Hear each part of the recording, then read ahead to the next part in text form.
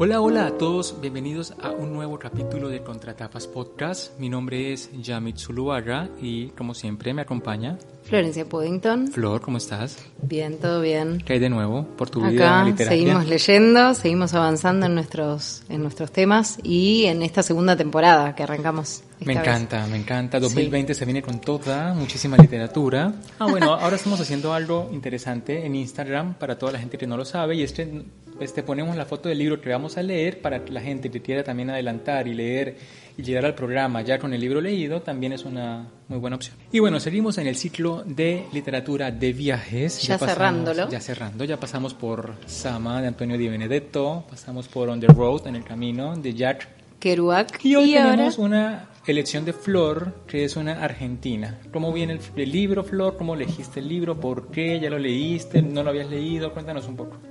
Bueno, era un libro que me había comprado y no había tenido oportunidad de leer todavía. Es Viajes, de Beatriz Arlo. Tiene un subtítulo, De la Amazonia a las Malvinas. Y es un recuento, sabemos que Beatriz Arlo es una ensayista, más que una narradora. Sí. Y bueno, entonces ella lo que va a hacer es reflexionar acerca de distintos viajes que fueron significativos por distintas razones a lo largo de su vida, ¿no? Es una mujer grande ahora, una mujer grande cuando empezó a escribirlo, que tenía 72, ¿no? Sí, más o menos. Más o menos. Yo leí una entrevista que le hicieron en Eterna Cadencia a propósito de la publicación del libro, que es del 2014. Claro. Sí, ese año se publicó. Publicado por Cés Barral, en el que ella decía que todo el detonador para escribirlo fue que empezaron a llegarle al correo por parte de un amigo fotografías de un viaje que hicieron ellos a finales de los 60, a principios de los 60. No, es a principios de los 70. De los 70, correcto, una década después. Y llegaron las fotos de ella como en todos esos escenarios de la Amazonía, de la selva peruana. Y empezó como a pensar en los viajes como literatura, ¿no? Claro. ¿Quién es el que cuenta? Porque esto no es un diario de viajes, es como una mirada hacia los viajes ya hechos hace 40 años. Claro. Entonces tiene todo un lapsus en el que se transformó ella como escritora, como pensadora, y es como mirarse y describirse cuando uno tenía unos pocos años, 20, ¿no? Sí. Sí, a mí me pareció muy interesante también que está planteando viajes a zonas o a lugares que algunos de ellos por lo menos hoy por hoy son puntos turísticos fuertes, pero que ella los visitó en un momento en el que el turismo no estaba desarrollado, porque además pienso yo que en los 60, en los 70 todavía tampoco estaba la estructura turística que existe hoy a lo largo del mundo, ¿no? Viajar en avión era caro todavía, no era algo masivo y no había eso, ¿no? Una estructura, un guía de turista que te llevara a conocer las ruinas, ¿no?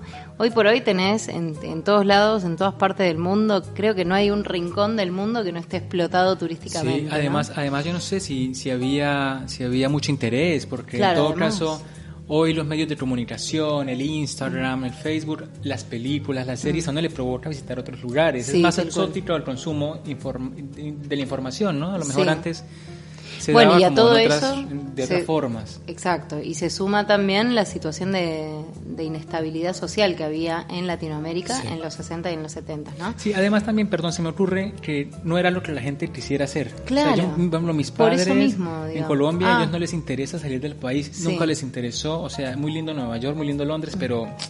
O sea, no lo veo en fotos. Para nada, pero no les interesa genuinamente, ¿no? Claro, sí, es verdad, tampoco estaba ese espíritu, pero creo que un poco también tenía que ver con todo esto que estamos diciendo, con que viajar era muy caro. Sí, tal cual, las condiciones eran difíciles. Claro, digamos, no era accesible para todos. Por ejemplo, mis papás, que le tienen así como bastante ánimo explorador, en los 70 no recorrieron algunas provincias en el sur, pero no.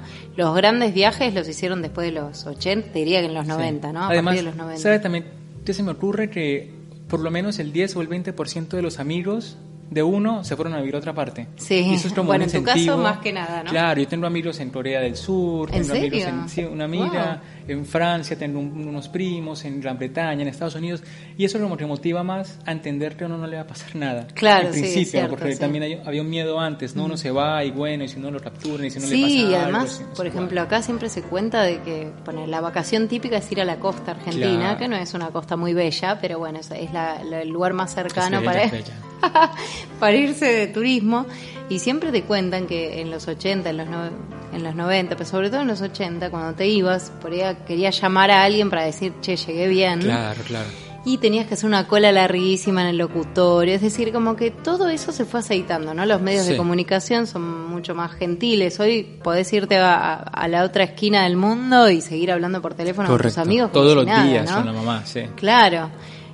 Bueno, con la globalización, los medios de transporte, los aviones son más baratos, hay promociones todo el tiempo. Si bien sigue siendo algo caro, es accesible, o sea, uno puede... aparte la gente ahorra para eso. Claro. De pronto antes las ideas de lujo, ¿no? Y de la materialidad eran diferentes. La gente Totalmente. se interesaba más por comprar, por ejemplo, una casa. Sí, también tenía familia antes y entonces Claro. ya era otro gasto, ¿viste? Bueno, Claro, sin hablar de pero eso. es que es de verdad. Yo me acuerdo siempre de mi profesora de inglés que decía, ay, en nuestra época no lo pensábamos tanto, teníamos hijos y ya, claro, y ahora ahora al revés, se privilegia más, bueno, primero quiero hacer un viaje, primero quiero recorrer tal lado, este viaje con un bebé no lo voy a poder hacer, ¿no? Todas esas cosas también surgen. Y también, no sé en qué momento empezó a pasar, pero hoy se toma el viaje como algo formativo, ¿no? Como una parte de la educación personal que es valiosa. De hecho, mucha gente, por ejemplo, usa excusas, ¿no? Todas estas personas que se van a estudiar inglés y van a estudiar a Gran Bretaña, a la India, a Australia, o que se van directamente a una granja orgánica en Nueva Zelanda. Claro, hoy se puede ir y volver. O intercambios, ¿no? Claro, también. Y uno encuentra la riqueza. A lo mejor antes viajar era ir a vacacionar, ir a ver la Torre Eiffel o ir a ver, no sé, Disney World. Hoy es como una cuestión más personal, encontrarse con otra cultura. O sea, le han dado como toda una vuelta muy espiritual y muy profunda a lo que llamamos turismo. Sí, bueno, todo eso un poco lo fuimos viendo en estos libros también, ¿no? El ánimo de aventura, y en este libro aparece también un interés formativo, tal cual. Por lo menos desde el punto de vista de esa Beatriz Arlo de 20 años, que hace los primeros viajes hacia zonas perdidas de Latinoamérica, cerca de Perú, en la Amazonia, en Brasil, en Ecuador creo también. Sí, como la frontera Perú-Ecuador. Claro, y bueno, y ella... Viaja a las Malvinas también, o sea... Bueno, eso ya viajes, de más ya adulta, después, ¿no? Ahí ya no es joven, no es la joven Beatriz de 20 y pico. Y como una muy joven Beatriz, incluso antes de todo esto, que está en Córdoba, como en esta zona montañosa, ¿no? Como una cosa de la familia, que visita todos los días. Pero yo empezaría primero por decir que el primer encuentro con el libro es como un ensayo teórico de lo que ella concibe como el viaje y lo que ella va a llamar como el salto del programa, ¿no? Exacto, sí, porque ella va a reunir estos viajes, que son 6 o 7, y los lee como en grupo, ¿no? Como si esos viajes juntos formaran o le permitieran a ella una interpretación de viaje particular. No es que son los únicos viajes que hizo en su vida, sino es la selección que le sirve para reflexionar acerca de ese concepto que ella construye. Y digamos que va hilvanando, en realidad tenemos ensayos que se podrían leer independientes uno de otro, pero que al final y al inicio del libro ella arma como una especie de prólogo y una especie de epílogo en donde nos ofrece una interpretación propia de esa selección, o sea, por qué ella hizo esa selección, ¿no? Y bueno, y ahí aparece ese concepto que es el del salto del programa, que yo creo que todos lo sentimos cuando fuimos turistas alguna vez, ¿no? Y lo esperamos también, de alguna manera. Claro, esta idea de viajar esperando la sorpresa, ¿no? Uno arma el viaje, vos te gusta, yo me armo todo, día por día que voy a hacer. Yo solamente compro el pasaje y paro el hotel. Y que sea lo que Dios quiera. Y ya está, ya miro. No, a mí me encanta, me parece una parte fundamental del viaje, toda la previa, que es ver qué cosas hay, encontrar lugares así recónditos. Sí, a mí me gusta más como la frustración del viaje. A ver, un ejemplo, por ejemplo, en París uno va y uno piensa, ¿no?, en la experiencia francesa y parisina, y uno va al Louvre y entonces la fila es inmensa y si tú no eso es compraste la entrada una con zona 2 de meses de depresión. anticipación, no entras. O sea, tienes que pasar. Qué depresión. Una prima, cuando yo fui, estaba una prima justo allá y quería entrar sí o sí. Y no, estuvo hasta las 12 de la noche haciendo fila y no ¿Vos te alcanzó. fuiste? No, yo le dije, yo no hago ni en pedo esa fila, yo no voy a tomarme un café o algo. Después ¿por qué contame. no? Claro, porque en todo caso es lo que nosotros debatíamos, ¿no? ¿Qué tan diferente es hoy ver a la Mona Lisa a 4 metros y toda custodiada o a verla en internet? Claro. Yo entiendo que la experiencia física y material pueda ser diferente, pero eso no abona a lo humano, ¿no? A lo Claro. personal. No nos va a decir Sí. nada más la Mona Lisa, lo que nos dice en una foto o a través de un libro sobre la Mona Lisa. Tal ¿no? cual. Sobre todo con el arte, ¿no? Me parece que pasa eso. Sí, y hay mucha gente que Porque- viaja por el arte. Sí, y mucha gente que a mí me pasó una cosa muy graciosa en Nueva York. Estaba en el cuadro de La Noche Estrellada de Van Gogh, que Sí. es reconocido, pero había una familia de chinos, dos niños con los padres, Sí. sacándose una foto como si te sacaras una foto con un paisaje. Claro. O sea, se dan como formas de turismo más, no sé, snob, qué sé yo, no Yo no sé. sé si es novismo, en todo caso yo creo ¿Qué que es? también es... Primero hay que decir que la foto es la evidencia de que uno estuvo, ¿no? Sí. Que es muy importante la foto, mucha gente... que se Claro, porque fotografía si con lo todo. pensás, sacarle foto a un cuadro, cuando en Google podés encontrar fotos en donde se ve la pincelada, digamos, Claro, ¿no? Como sí, que sí, ese sí. nivel de calidad que nunca lo vas a tener con una Sí, cámara. no Es sé, como ridículo. A mí ¿no? me interesa más cuando yo viajo, es como la gente del lugar, ¿no? Es como Sí. cómo se comportan, si Eso, son groseros, tal si no cual. son, eso es genial. Sí. Porque lo turístico nunca va a dejar de ser algo un poco incómodo. Por ejemplo, otro ejemplo de, Sí. de Francia es es ir a Versalles. Y estás en la mitad del Salón de los Espejos, es maravilloso, es esplendoroso, pero estás como encarcelado en un montonazo de gente. O sea, Ay, tú te sí. imaginas que vas a ir y estás solo y vas a saltar y a bailar y verte en los espejos. No, toda la gente está ahí, a uno lo van corriendo, como que pase, que viene Sí, más viste gente como atrás. ganado. Entonces ella lo que busca Tal cual. es la experiencia que se sale de lo convencional. No es, por ejemplo, que llegue alguien y, no sé, y le derrame uno encima café y no sé, que uno hace un amigo Sí. nuevo, ¿no? Como estas cosas que nunca uno está... Eso Te la que disponiendo, pero por más pasan. que vos hayas armado una recontra agenda y hayas querido visitar hasta el último, no sé, bar Reconocido, histórico, sí. qué sé yo, te sorprende. Bueno, digamos. a mi esposo le pasó una también A ver. en Nueva York justo, y estaba hace muchos años en Nueva York y estaba con unos amigos y entraron a un bar y estaba justo tocando Woody Allen. Ay, me Por muero. ejemplo. ¿Ves? me Es como muero. ese tipo de cosas. Las que Claro. uno no tiene ni la menor idea Sí. que va a pasar, pero Y que pasan. pueden ser experiencias sencillas, o sea, a veces son cosas así que te morís. Sí, tal cual. De cruzarte a algún famoso o alguien que admirás, ¿no? Ella también nombra a Cristeva, creo que... No, ¿Cristeva era? Sí, no me acuerdo el nombre, pero... Bueno, era una teórica No, también. Koravik.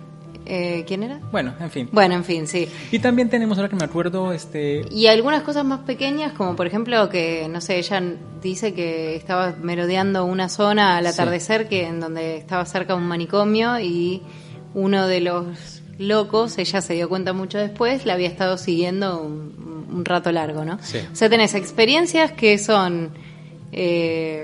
como digamos muy pequeñas y otras que son como muy Sí, más llamativas, ¿no? significativas, Más correcto. significativas. Yo, por ejemplo, me acuerdo una cosa que me quedó grabada en Japón, que un día se largó a llover así como una lluvia como la de ayer, una Sí, lluvia muy intensa que no paraba y yo me puse abajo de un techito a esperar que bajara porque no tenía ni paraguas ni nada.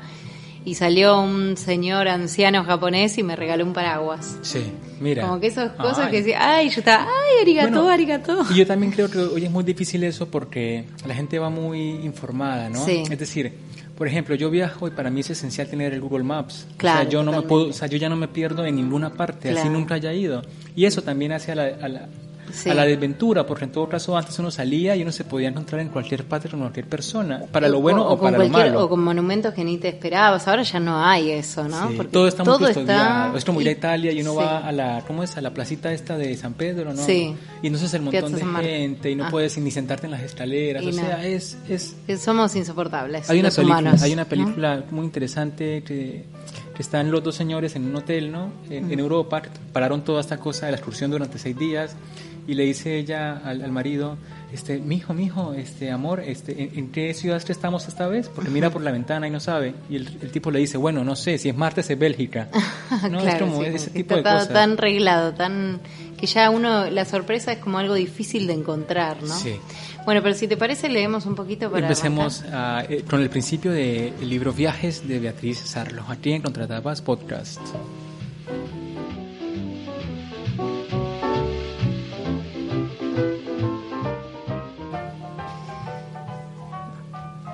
Subí hasta la iglesia de San Leopoldo. Hacia abajo se extiende Viena, visible pero brumosa. No sé por qué razón, en octubre de 1995, San Leopoldo abría solo los sábados a la tarde durante algunas horas. 20 personas esperábamos afuera, dispersos por la explanada, todos en silencio. Cuando se abrieron las puertas, la luz atravesaba los vitrales del Colo Moser y toda la iglesia tenía una tonalidad acuática, ocre y púrpura. Me senté y recapitulé el trayecto. Metro y bus hasta la parada del hospital. Luego a pie, 500 metros en subida. La iglesia de San Leopoldo, desde que llegué a Viena, había sido mi obsesión. Faltaban varios días para el sábado y recorrí todos los edificios de Otto Wagner. Estaciones de metro, casas de departamento, pabellones, bancos. Tenía un plano con los edificios modernistas y ese había sido mi único itinerario. Ya los conocía de memoria antes de llegar y entonces los observé como quien regresa, no como quien llega por primera vez. En 1992, un libro, Viena fin de siglo, de Karl Scholarze, me había convertido en una especie de falsa experta que simulaba bastante bien un saber sobre la ciudad de las primeras décadas del siglo XX. Todas las mañanas iba al Michaelerplatz. Como si estuviera visitando a Adolf Loos vivo, entraba a la Casa Loos, donde hoy funciona un banco, y que causó escándalo en 1911 cuando se la construía. Me sentaba en un silloncito y fingía ser un cliente que espera su turno mientras lee el diario o escribe su libreta. Años después, repetí esa visita al banco con 2 amigos, y con ellos también entré a la caja de ahorros, imponente y magnífica, de Otto Wagner. Simulaba una familiaridad tan convincente que la dueña de la pensión donde vivía me preguntó si todos los argentinos conocían Viena con ese detalle.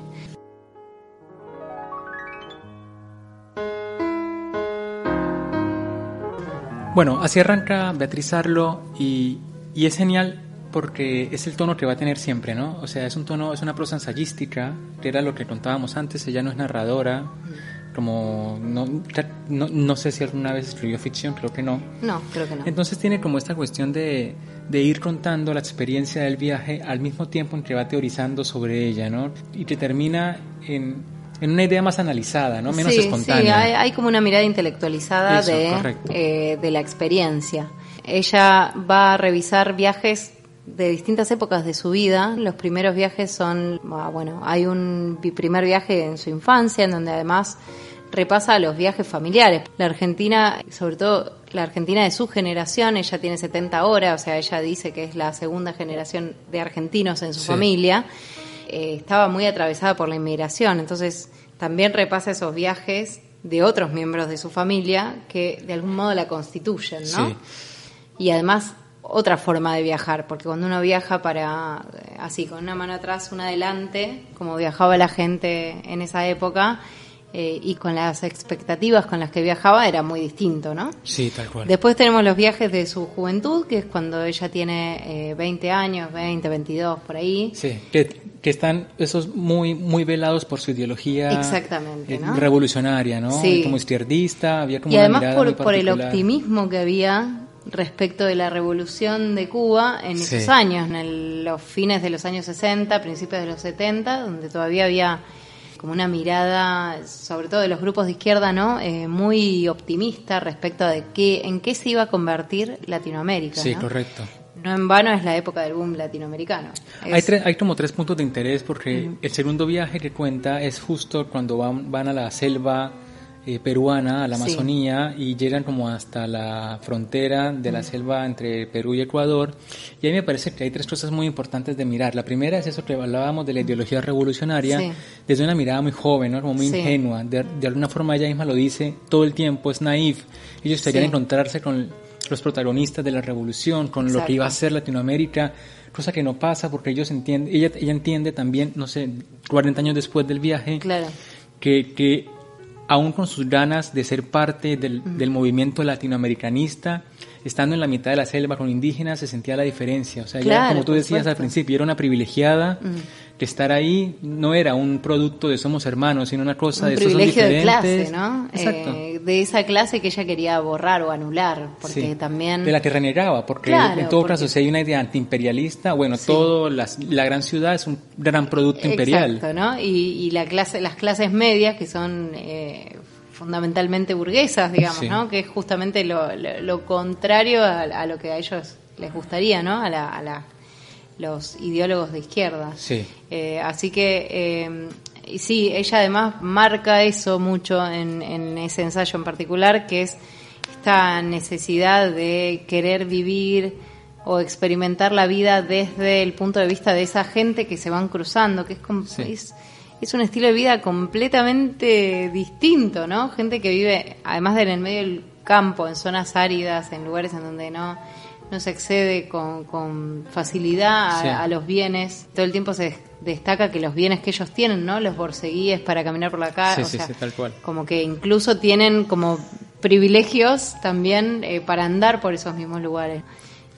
Sí, de alguna manera, claro, correcto. Ellos no son, en ese momento no son iguales. No. Y hay como un choque entre esas dos cosas. Claro, y ellos, además ella lo que marca es que durante esos viajes ellos negaban esa realidad, ¿no? O trataban de borrar esas diferencias. Ellos querían sentirse hermanos de esas poblaciones Sí. y en realidad dice, yo no sé cuánto entendía realmente del estilo de vida, de la forma de ser, de lo que me trataban de comunicar Sí. esas personas. Es gracioso porque ellos querían encontrar el futuro en un lugar muy sujeto al pasado. ¿no? Claro. Ellos eran la mitad, justo Sí. la mitad. Sí, tal cual. Otro punto importante es esta esperanza de que Bolivia fuese la próxima gran guerrilla liderada Sí. por el Che Guevara, ¿no? Que era lo que iba a transformar todo, como toda la región. Cosa que de la que después se decepciona porque en Bolivia no pasa nada. No. Y bueno, hay también como hay un quiebre ideológico, yo no sé, porque Sarlo siempre fue, bueno, tuvo esa tendencia ideológica y hasta hoy sigue siendo más o menos lo mismo, pero ese encuentro con la frustración Sí. también debe decirle algo, ¿no? Decirle algo, porque luego también habla en el viaje a Malvinas de lo mismo, ¿no? Sí. Está en contra de la guerra, está en contra, bueno, de un montón de cosas que lo que yo alcanzo a notar es que en esos viajes te describe con ingenuidad, fueron igual las bases de lo que pensaría después, o sea, no estaba tan lejos de en quien se iba a convertir.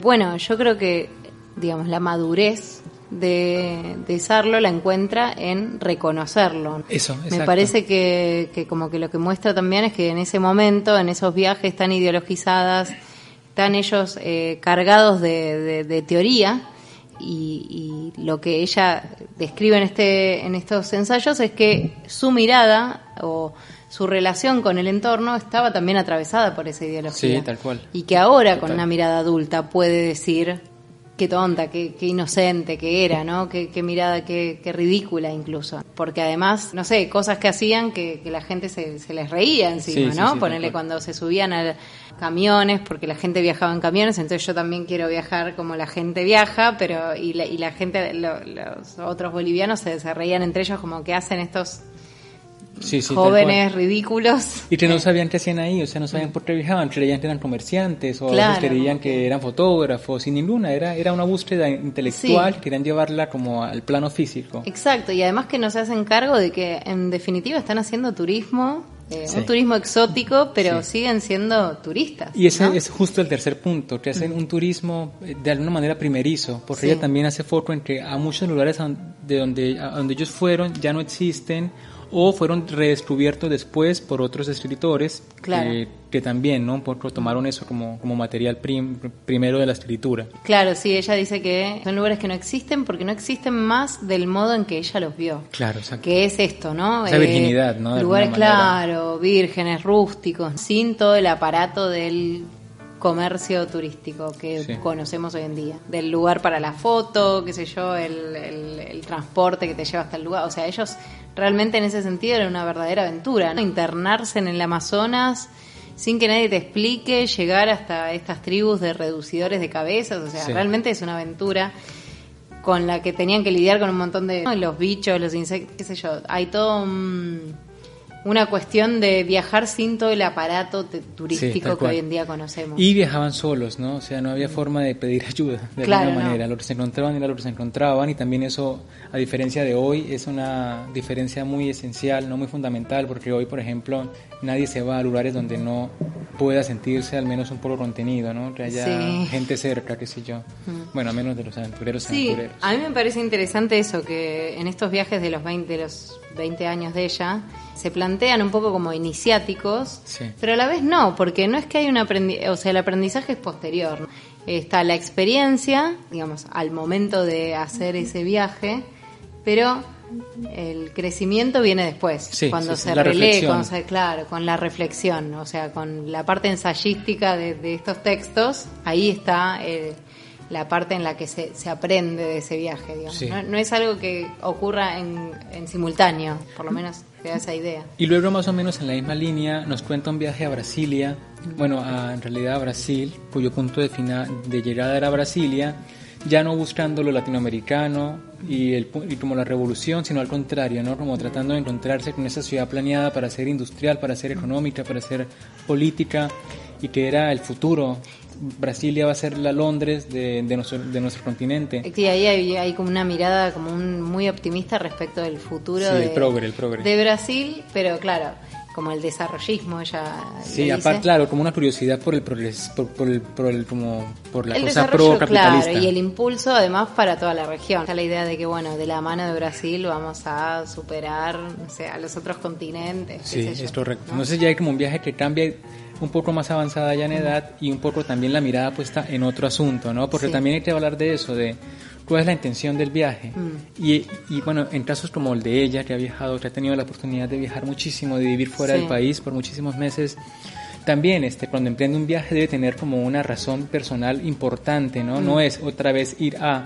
Es como ir por, ¿no? O ir para. Claro. Y además de nuevo insiste también cuando visitan Brasilia, en que a ellos no les interesaba hacer el turismo convencional. Dice varias veces que no queríamos ir a Río, que es el lugar al que va todo argentino que viaja a Brasil. Nosotros hacíamos, y ella dice, esnovismo, turismo snob, o una cosa así. O sea, de nuevo, ¿no? La relectura posterior de la experiencia. En ese primer momento no lo miraba así o no lo veía así. Sí. Pero está muy bueno. Y es muy lindo el cierre de estos ensayos, que es un viaje a Malvinas. Sí, eso es interesante por el salto cronológico, porque ella lo hace en el 2013, o sea, hace 6 años, después de que el otro lo hizo en los 70. Y ahí no sé, ¿cuál es tu experiencia? Porque o sea, cualquier argentino que le hables de Malvinas, para un lado o para el otro, le va a pesar, ¿viste? Es como muchas de las cosas que ella dice, yo por lo menos me siento bastante identificada. Es un lugar que uno sin visitarlo ya lo cree, lo siente hostil. Sí, yo lo entiendo. Porque bueno, por todas las cosas que pasaron. Y además hay algo de vergüenza también que te da, porque fue tan bochornoso, digamos, ese conflicto bélico fue tan avergonzante que... Sí, bueno, digamos, hay algo... no puede uno escapar a esa necesidad de justificarse. Sí. Entonces, hay algo que es muy particular, es que ella de una vez se ubica en el asunto de que ella nunca hubiera pensado ir a Malvinas, no le interesaba hasta ese momento, no estuvo de acuerdo con la guerra, le pareció una cosa que no tuvo que haber pasado, y no cree mucho en la cuestión soberana de la autoridad de Argentina sobre las Islas Malvinas, y esto es una mirada diferente a la que podría tener cualquier argentino que esté preocupado por lo que van a pensar de su libro o de él mismo, ¿no? Y más en una escritora que se ha convertido en una de las pensadoras más importantes de la región y una insignia en Argentina, porque hay que decirlo, ¿no? Bueno, es bastante conocida, es polémica, pero cuando habla de literatura es muy buena. Sí, exacto. Entonces, ella va ni como turista ni como un viaje exploratorio, ella va por casualidad, como corresponsal de La Nación a cubrir... el referéndum que hacen para los pobladores, para saber si quieren seguir siendo parte de Gran Bretaña o no. Exacto. Y entonces ella, lo que me gusta de ese ensayo es que se sale mucho de lo político y va a encontrarse a la persona, ¿no? Como al habitante de Malvinas, y se encuentra con un tipo que quiere ser británico. O sea, no hay argentinidad, ni siquiera la habilitan para hablar de Argentina, que es algo muy interesante. A mí lo que me gustó de ese ensayo es que es el más personal. Sí. donde por ahí queda más de lado su costado ensayístico, coincido ahí, y me parece que habla más desde su no nacionalismo, pero de identidad, desde su identidad. Sí. Cómo el ambiente en el que se encuentra termina, es efectivamente hostil, porque nadie tiene ganas de hablarle, porque ni siquiera lo hablan en español, aún sabiendo bueno, español. menos. Esos rasgos también son los que me captan, porque uno lo que conoce de la guerra de las Malvinas y de todo lo posterior y lo anterior son las posiciones nacionales, es la ruptura, las Malvinas son argentinas, pero claro, yo nunca imaginé que podría pensar un tipo que vive en Malvinas. Claro, ¿no? Ahí está el tema. Y además, creo que por tanto tiempo, a mí me pegó porque por tanto tiempo uno negó o no tuvo, no, es como que no querés saber nada del tema, ¿viste? Sí. Porque es tan doloroso y tan abrumador todo lo que pasó en los años en el 82, cuando fue la guerra, que como que medio que anulás ese tema, y me pasa muy parecido a lo que ella describe, que después voy a leer un pedacito.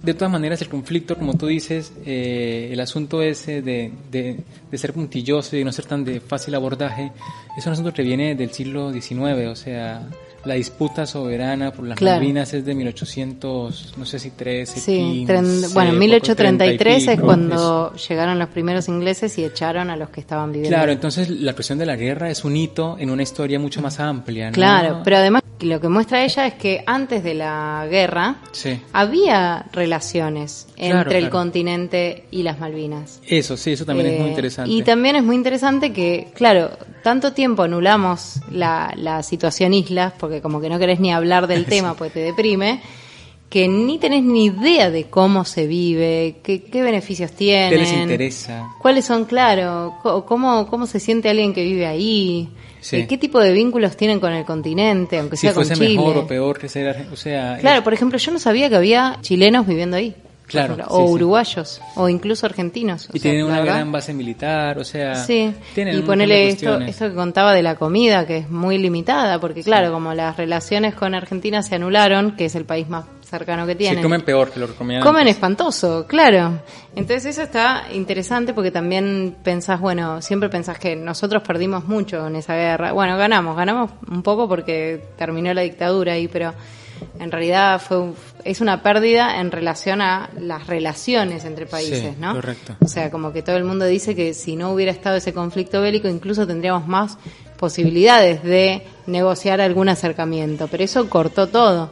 Ahora, desde el otro lado también perdieron mucho, ¿no? Sí. Perdieron la posibilidad de comer verduras, por ejemplo. Venir, hacerse por venir. Sí, eso. Totalmente. Porque es diferente uno ver, no sé, estando en las Malvinas, venir a vacacionar a Argentina que irse a vacacionar a Gran Bretaña. Totalmente, sí. Sabiendo que sale un vuelo cada 8 días, como lo dice ella en la crónica, ¿no? Claro. Y bueno, hay una serie de asuntos. Entonces nos vas a leer un poco. Sí, quería leer justamente porque me parece que refleja bastante el pensar de muchos argentinos, no sé si de todos, pero de muchos. Dice, por momentos tengo la impresión de que entiendo. Hablo con los asambleístas y entiendo. Hablo con la gente del Penguin News y creo entender. Voy por la calle y saludo como si conociera a quien se cruza conmigo. Entro en el supermercado, recorro las góndolas donde no hay ni mucha variedad ni muchas marcas diferentes y creo entender por qué. Pienso que estos isleños comerían mejor si las relaciones con el continente fueran como antes de 1982. Sophie y Sorrel, a la mañana, se preparan su yogur con agua y un polvito. Meten todo en una botella, la sacuden y se lo toman. Me resisto a ese yogur y temo que se den cuenta de que me parece una especie de preparado para astronautas. En realidad, la astronauta soy yo. No puedo contarle a esta gente la violencia de mis sentimientos sobre las islas. No las quiero como territorio argentino. Las querría en cualquier otro lugar del planeta, allí tan lejos donde no hubiera podido ser un objeto de este conflicto territorial abierto. Simpatizo con el espíritu de independencia de la gente con la que hablo.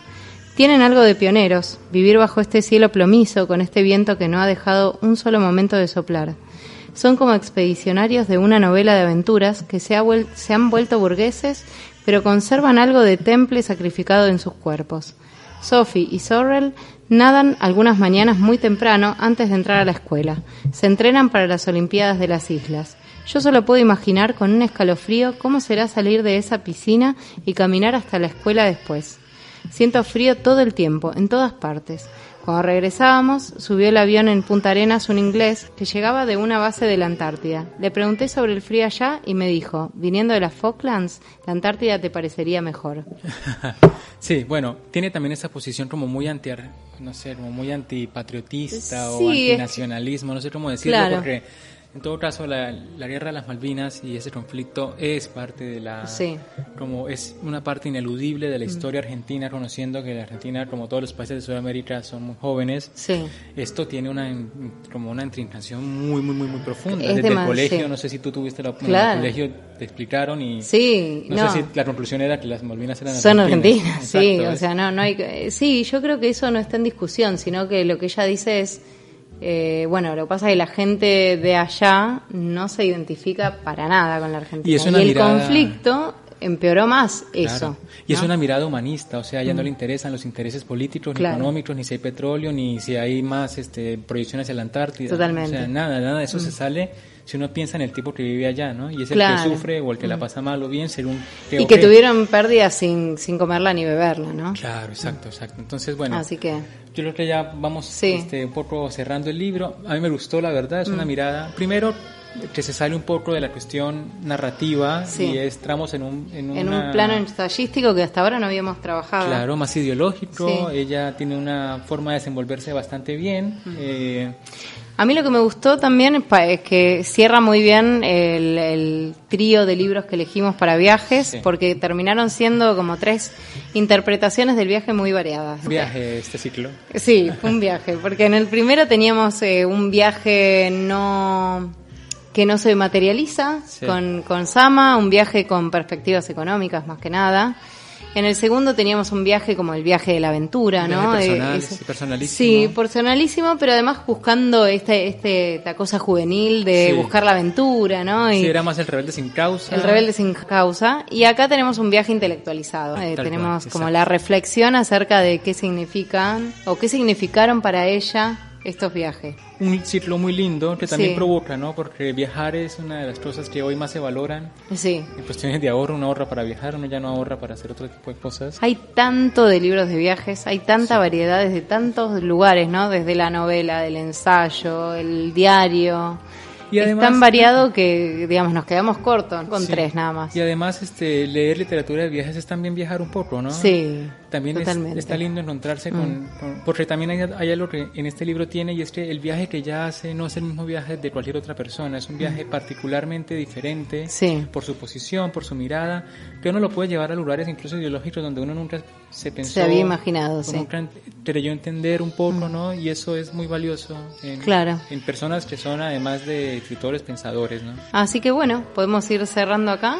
Sí, a todos ustedes muchísimas gracias por escucharnos en este podcast. Les invitamos a que nos visiten en Instagram, estamos como Contratapas Podcast, también en Facebook Contratapas Podcast, y también pueden ver todos nuestros capítulos en outfirst.com. A Florencia, muchísimas gracias, emocionante lo que viene. Y vamos a ver que, claro, nos toca un lanzamiento el Saca un próximo lanzamiento programa. del próximo programa y Así luego que- arrancaremos otro sí. Bueno, a ustedes Bueno. muchas gracias, nos vemos en la próxima. Chao. Saludos a todos, chao, chao.